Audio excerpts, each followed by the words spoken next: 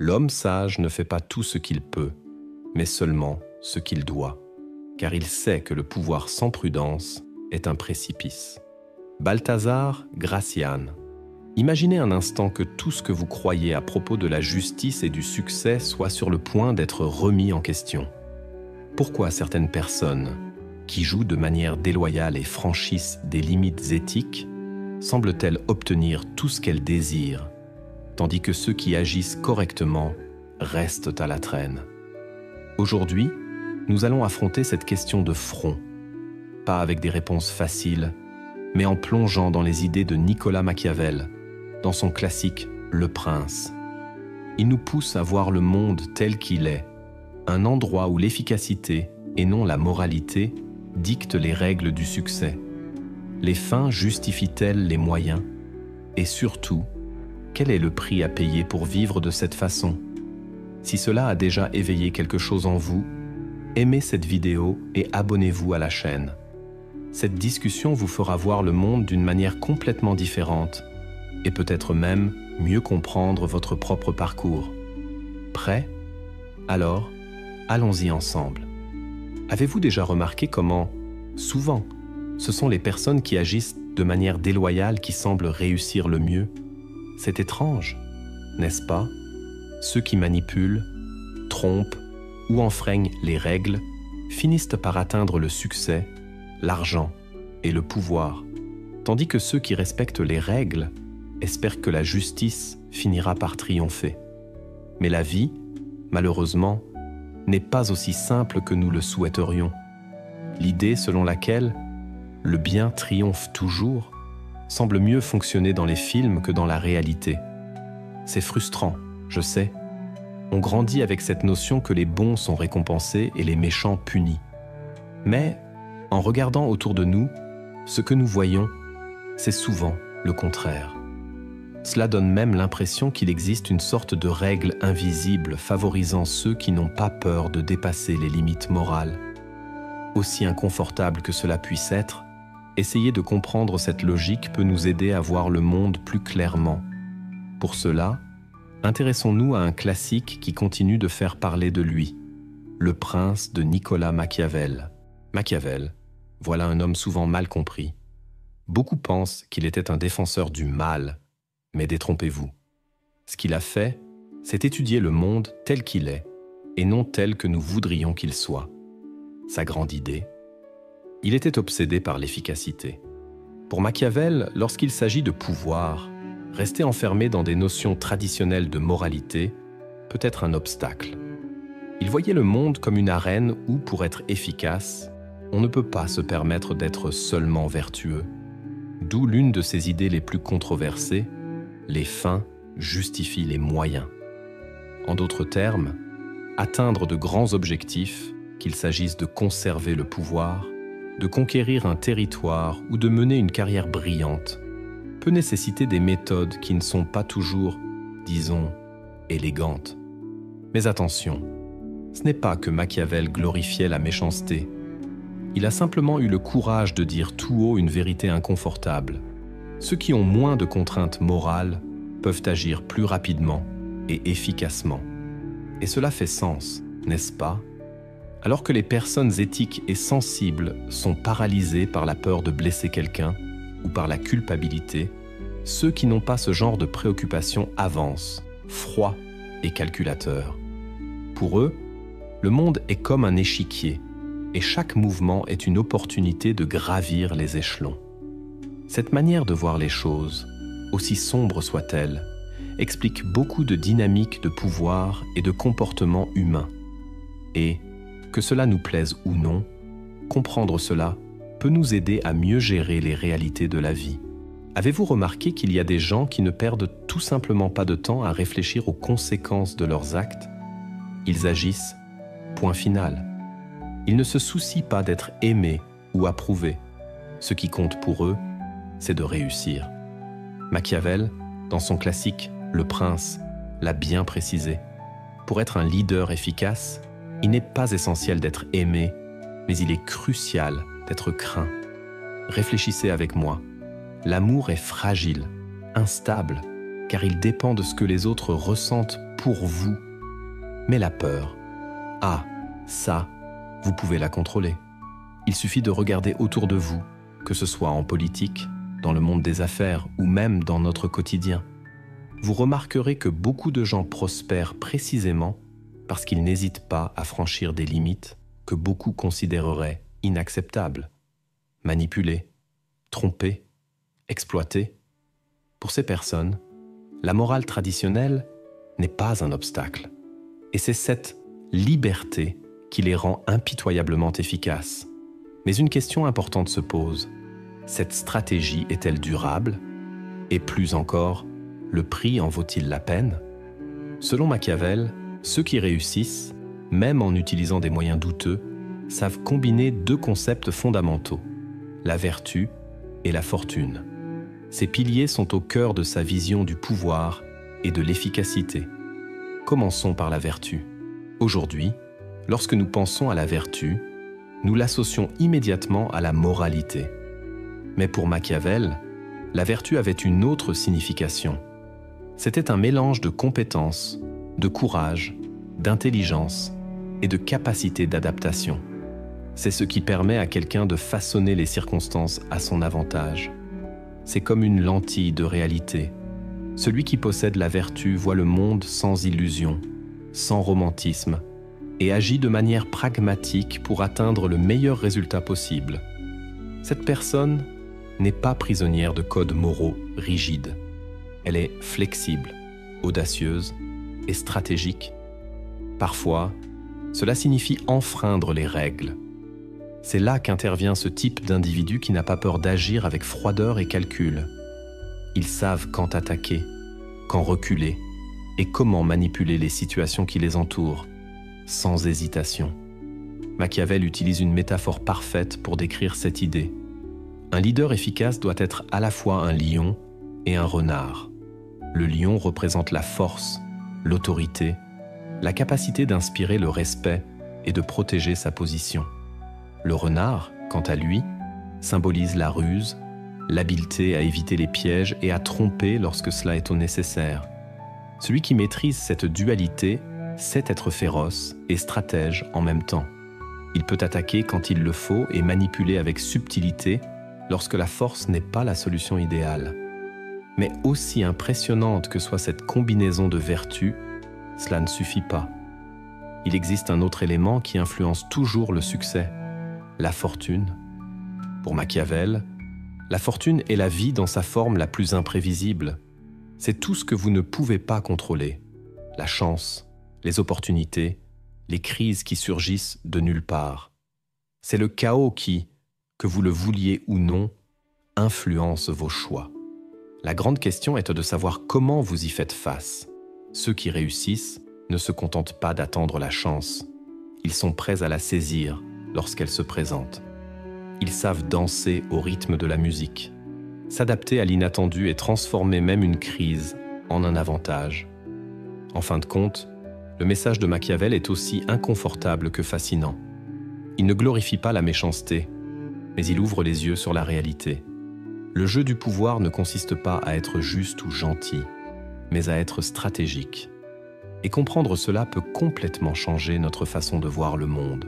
Vous connaissez cette vieille idée selon laquelle la moitié de notre vie est décidée par le hasard et l'autre moitié ne dépend que de nos actions? Eh bien, cela correspond beaucoup à ce que croyait Machiavel. Il disait que le destin, ou fortune, comme il l'appelait, est comme un fleuve impétueux qui parfois déborde et cause des ravages. Mais savez-vous ce qui fait la différence? C'est la manière dont vous y réagissez. Inutile d'essayer de contrôler l'eau. Le secret réside dans l'utilisation de sa force à votre avantage. Et c'est là qu'intervient la fameuse vertu. Mais attention, nous ne parlons pas de vertu au sens moral, comme être gentil ou juste. Ici, il s'agit de courage, d'ingéniosité et de cette capacité à faire ce qu'il faut, même si ce n'est pas beau. Les personnes sans scrupules, celles qui ne s'encombrent pas de dilemmes moraux, sont souvent celles qui prennent de l'avance. Elles ne perdent pas de temps à réfléchir aux conséquences ou à ce que les autres diront. Quand la fortune leur offre une opportunité, elles la saisissent sans hésiter. Pendant ce temps, ceux qui sont plus éthiques réfléchissent, hésitent et laissent parfois passer leur chance. Imaginez qu'une tempête arrive et que le fleuve est sur le point d'inonder tout. La personne dotée de vertu ne reste pas immobile à regarder ou à se plaindre. Elle construit des canaux, détourne le courant et transforme le chaos en quelque chose d'utile. Cette combinaison d'audace et de stratégie est ce qui distingue ceux qui prospèrent de ceux qui se laissent emporter par la rivière. Pour Machiavel, la fortune est la vie dans sa forme la plus imprévisible. C'est tout ce que vous ne pouvez pas contrôler. La chance, les opportunités, les crises qui surgissent de nulle part.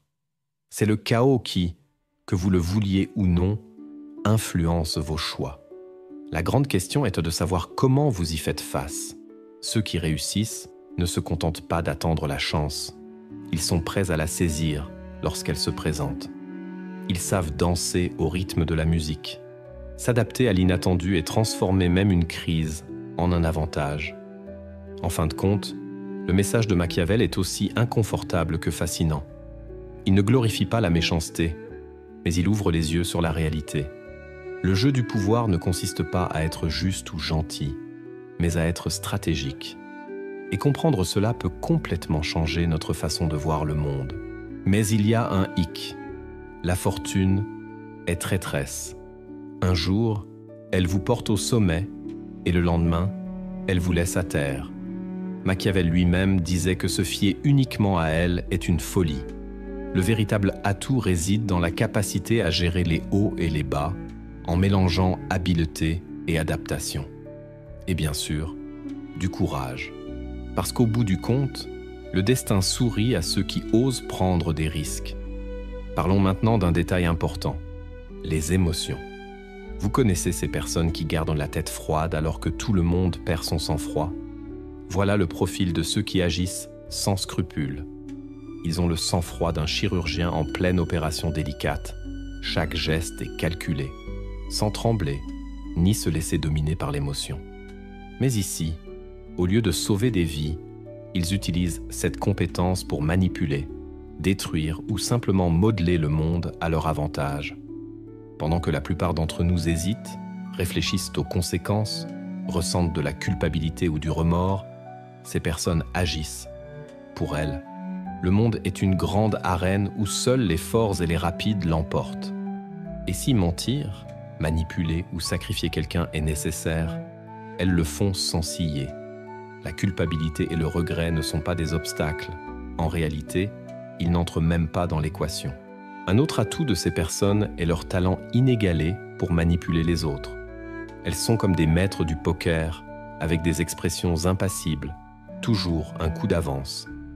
Pendant que tout le monde tente de comprendre leurs intentions, elles façonnent déjà le jeu, exploitant les émotions des autres pour s'assurer que le résultat leur soit favorable. Cette maîtrise émotionnelle les rend incroyablement efficaces, mais crée aussi un problème, des ennemis. Et, tôt ou tard, ces ennemis peuvent s'unir pour les renverser. Machiavel l'a clairement dit, un leader peut être craint, mais ne doit pas être haï. La haine est comme des sables mouvants. Au début, tout semble stable, mais avec le temps, l'effondrement devient inévitable. L'histoire regorge d'exemples. Des tyrans qui sont tombés après des années d'oppression, ou des entrepreneurs puissants qui ont vu leurs empires s'écrouler lorsque leurs mensonges ont été dévoilés. Le succès basé sur la malice peut durer un temps, mais les fissures finissent par apparaître, et tout s'effondre. Et il y a encore un point, vivre sans empathie, uniquement focalisé sur le pouvoir, à un coût élevé. Les relations authentiques, la paix intérieure, un sentiment de but dans la vie, tout cela devient inaccessible. Peu importe à quel point ces personnes atteignent le succès, ils restent vides, sans signification. À la fin, les victoires qui semblaient glorieuses finissent par peser plus lourd que les défaites, laissant derrière elles un vide impossible à combler. Alors, voici une réflexion. Jusqu'où vaut-il la peine de jouer à ce jeu ? Car même pour ceux qui maîtrisent le chaos et la fortune, l'addition finit toujours par arriver. Et lorsqu'elle arrive, elle est impitoyable. Le pouvoir peut sembler un trophée irrésistible, mais en réalité, il peut devenir un piège dangereux, surtout lorsqu'il s'acquiert isolément. Quand la peur remplace la confiance et que la flatterie ne devient qu'un intérêt personnel, les alliés disparaissent sans prévenir. Et soyons honnêtes, qui voudrait défendre quelqu'un qui ne se soucie que de lui-même? Ce type de succès, obtenu par la manipulation ou l'insensibilité, s'accompagne d'un coût élevé. La paranoïa. Qui complote contre moi? Qui veut me prendre ce que j'ai acquis? Quand mes mensonges seront-ils dévoilés? Voilà la réalité de ceux qui gravissent les sommets en écrasant les autres. Plus ces personnes atteignent de succès, plus leur position devient solitaire et instable. Les relations deviennent vides, fondées sur l'intérêt, et maintenir le contrôle devient une bataille constante et épuisante. Il suffit de jeter un œil à l'histoire. De grandes figures, qu'il s'agisse de dictateurs invincibles ou de chefs d'entreprise charismatiques, ont chuté bruyamment. Au départ, elles semblaient intouchables. Mais une erreur, une trahison ou même une crise inévitable a suffi à tout faire s'effondrer. Le pouvoir qui paraissait solide s'est révélé aussi fragile qu'un château de cartes, impressionnant à première vue, mais facile à renverser. Et Machiavel le savait. Il avertissait que la chance, ou la fortuna, comme il l'appelait, est instable. Aujourd'hui, elle peut être de votre côté, mais demain, elle peut retourner le jeu contre vous.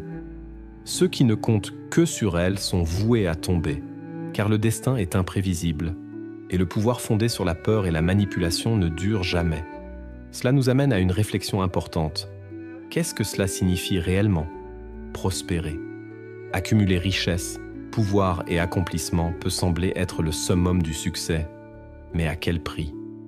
Les personnes qui construisent leur vie sur la peur et la manipulation se retrouvent souvent isolées, méfiantes et, au fond, insatisfaites. Il n'y a pas de connexion authentique, pas de paix intérieure.